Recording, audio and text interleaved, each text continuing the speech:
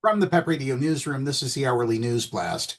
LGBTQ Nation is reporting a judge in Hong Kong on Wednesday ruled in favor of a trans man who challenged China's Special Administrative District over laws that ban trans people from using public bathrooms that align with their gender identity.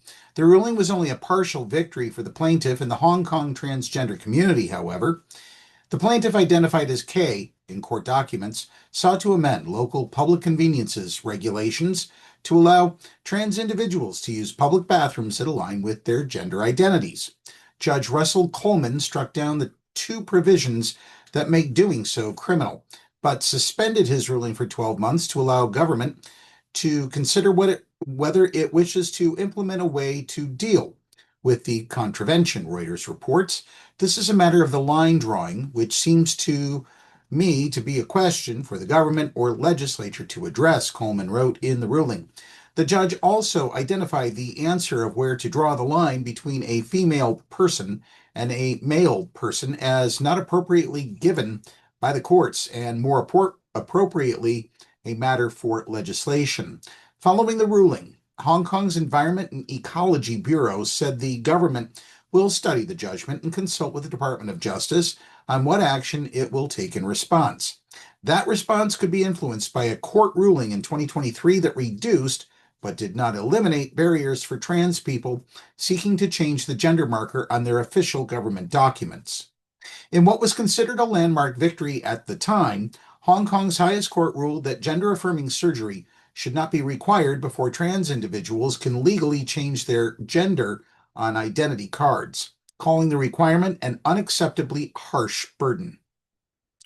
The court said the rules created confusion or embarrassment for those who present as a gender that conflicts with the biological sex on their identity documents.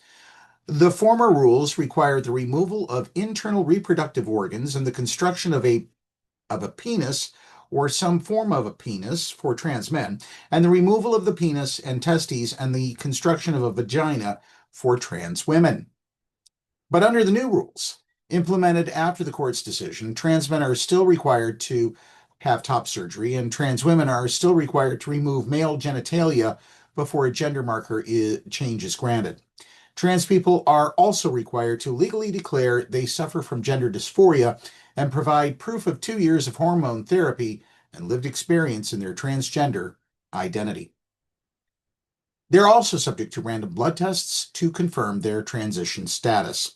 I worry that the policy will continue to affect transgenders' decisions and even induce them to receive medical services that will bring risks and complications but are deemed unnecessary to them personally, according to trans activist Zephyrist Sang, who told that to the South China Morning Post at the time. Given the Hong Kong government's previous overpromising on transgender rights, the same requirements could be imposed on trans people seeking to use a bathroom in the special administrative district that aligns with their gender identity. That's the News Blast for this hour. If you are watching our news videos on YouTube, be sure to subscribe to our channel.